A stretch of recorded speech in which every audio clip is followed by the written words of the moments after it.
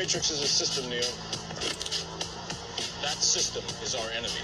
But when you're inside, you look around, what do you see? Businessmen, teachers, lawyers, carpenters, the very minds of the people we are trying to save. But until we do, these people are still a part of that system, and that makes them our enemy. Alyssa Milano is torn. She's torn between the CAA and being a decent human being. I was 7 years old and I didn't realize it was wrong. Why I didn't report. I was 15 years old and I couldn't see his face.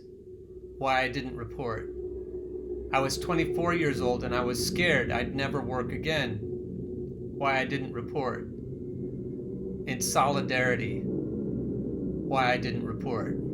Do you see the message that's hidden here? Why I didn't report? Why she doesn't come out in solidarity with Tara Reid? She's afraid of the CAA. She's afraid of losing her approval, and she's afraid of losing her gig flow. Creative Artists Agency is your daddy. CAA is the pimp. CAA is the Clinton, Obama, Biden machine. CAA owns you. Biden is a rapist and a predator, and you know it. But they won't let you tell the truth. Your solidarity is with your owners. So how about the Weintrack boomers who voted for Joe Biden in the primaries? They don't care if he's a rapist. They don't care if he's a racist. They don't care if credit card companies own him. What they care about is their retirement plans. These telecommuting boomers have money in the stock market sometimes, but they all have retirement money in the stock market if they're telecommuting, if they're affluent, if they're comfortable and educated, if they're the Weintrack voters that voted for Joe Biden. When they were young, they were hippies. Then they could show solidarity with the working class. But now they want to protect their retirement money. So they may be sympathetic to people who have less power and status, but they still want their Uber Eats delivered on time. And they still don't want their kids to go to school with your kids. And you Bernie supporters who can now vote for Joe Biden in the general election, you're no better. Your privilege and your comfort is what will still allow you to vote for Joe Biden, even though you know he's a rapist and a racist, and you know that credit card companies and big banks own him. Big oil owns him. Pharmaceutical companies own him. All of our oppressors own Joe Biden. And you don't care. You don't care.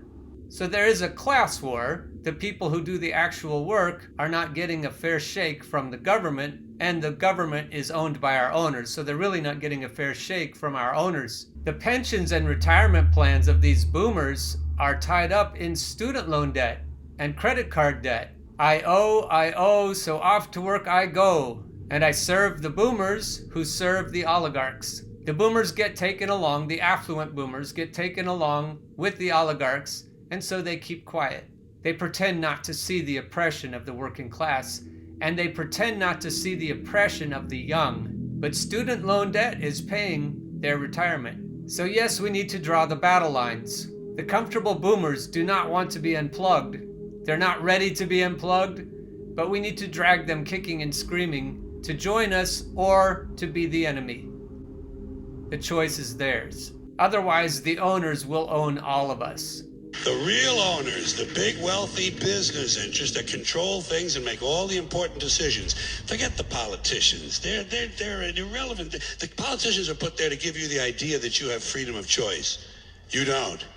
You have no choice. You have owners. They own you. And they own all the big media companies, so they control just about all of the news and information you get to hear. They got you by the balls. They spend billions of dollars every year lobbying to get what they want. Well, we know what they want. They want more for themselves and less for everybody else. But I'll tell you what they don't want. They don't want a population of citizens capable of critical thinking. They don't want well-informed, well-educated people capable of critical thinking. They're not interested in that. That doesn't help them. That's against their interest. So the comfy boomers on both sides of the political aisle are the problem. The owners are the problem, but the owners own the media companies. And the boomers swill that Kool-Aid like there's no tomorrow. And so everyone suffers and everyone loses.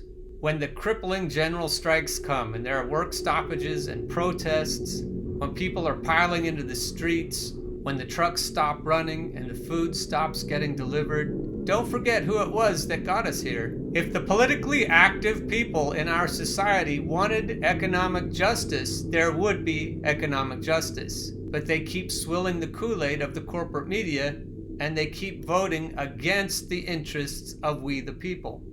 When Joe Biden loses in November, as he surely will, don't forget who got us Joe Biden instead of Bernie Sanders.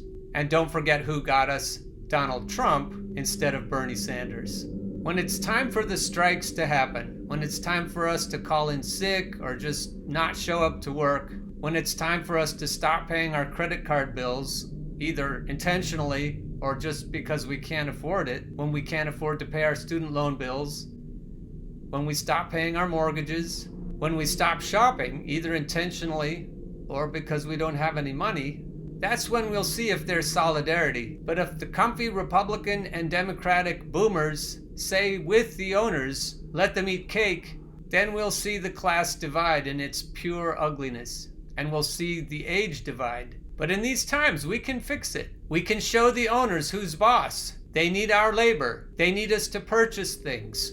They need our consent. And whether or not they like to admit it, the affluent boomers also need us. Not many of them grow their own food. Not many of them manufacture their own clothing. And most of all is the supply chain. Not many of them deliver things. When the supply chain stops, everything stops.